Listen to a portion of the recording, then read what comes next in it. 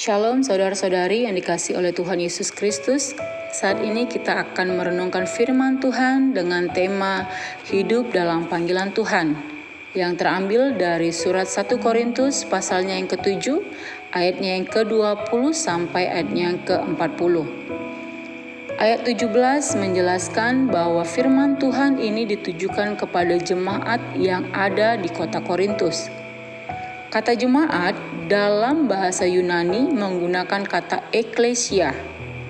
Kata eklesia berasal dari kata ek yang artinya keluar dari dan kata kaleo yang berarti memanggil. Jadi kata eklesia berarti dipanggil keluar. Kita dipanggil keluar oleh Kristus dari kegelapan untuk masuk ke dalam terangnya yang ajaib. Menjadi Kristen itu berarti kita hidup sebagai pengikut Kristus. Hidup sebagai pengikut Kristus berarti kita hidup di dalam panggilannya.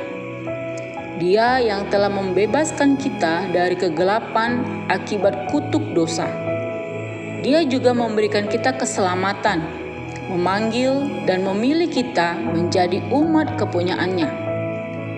Sebagai orang-orang yang dipanggil dan dipilih oleh Tuhan Yesus Kristus, maka kita harus hidup di dalam panggilan tersebut.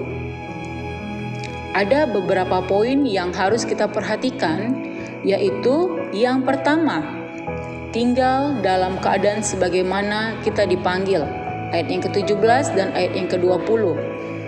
Saudara-saudari yang dikasihi Tuhan, menjadi Kristen bukan berbicara mengenai penampilan atau hal-hal lahiriah, tetapi bagaimana kita harus tinggal dan hidup sebagaimana kita dipanggil.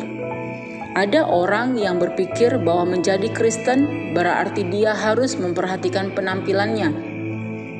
Sebagai seorang rasul, Paulus menjelaskan bahwa yang terpenting adalah orang percaya hidup menaati hukum-hukum Allah. Firman Tuhan dilakukan di dalam hidup setiap orang percaya.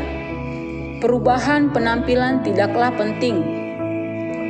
Yang terpenting adalah perubahan hidup kekristenan itu sendiri. Kita sudah dibebaskan dari kegelapan dosa dan masuk ke dalam terangnya yang ajaib. Sekarang kita bukan lagi menjadi hamba dosa, tetapi menjadi hamba Tuhan. Kita menjadi milik kepunyaan Kristus. Yesus telah menebus kita dan harganya telah lunas dibayar. Poin yang kedua adalah menaati hukum-hukum Tuhan.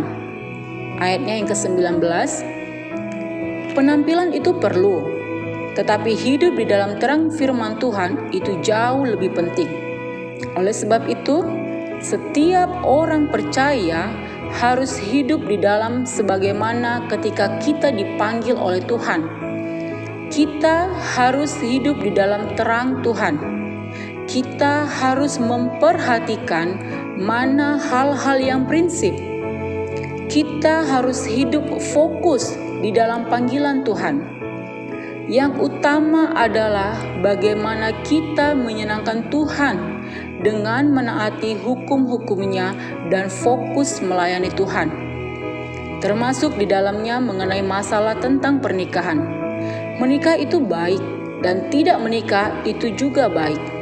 Setiap anak-anak Tuhan harus peka terhadap pimpinan dan kehendak Tuhan dalam hidupnya. Menikah ataupun tidak menikah, yang terpenting adalah bagaimana kita hidup melayani Tuhan. Tuhan menjadi pusat atau center point dalam hidup kita. Poin yang ketiga adalah waktu kedatangan Tuhan sudah dekat. Mengapa kita harus menjadikan Yesus sebagai pusat atau center point dalam hidup kita? Karena waktu kedatangan Anak Manusia semakin dekat. Waktu ini adalah waktu darurat. Saat ini kita telah memasuki zaman akhir. Sebagian tanda-tanda kedatangan Anak Manusia telah digenapi saat ini.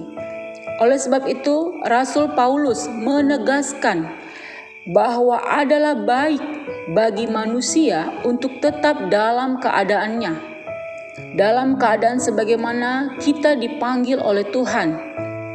Orang percaya harus tetap hidup dalam terang Tuhan. Waktu ini singkat. Kita harus melakukan apa yang benar dan baik dan melayani Tuhan tanpa gangguan. Saudara-saudari yang dikasihi Tuhan, melalui firman Tuhan ini marilah kita tetap tinggal di dalam panggilan Tuhan, hidup di dalam terangnya yang ajaib. Hendaklah Yesus Kristus menjadi pusat dalam hidup kita, dan hidup kita yang singkat ini kita persembahkan buat Tuhan. Saudara-saudari yang dikasihi Tuhan, biarlah hidup yang hanya satu kali ini kita persembahkan untuk menyenangkan hati Tuhan dan menjadi alat di tangan Tuhan. Biarlah kita tetap setia hingga kedatangan Anak Manusia itu tiba. Demikianlah firman Tuhan. Tuhan Yesus memberkati. Shalom.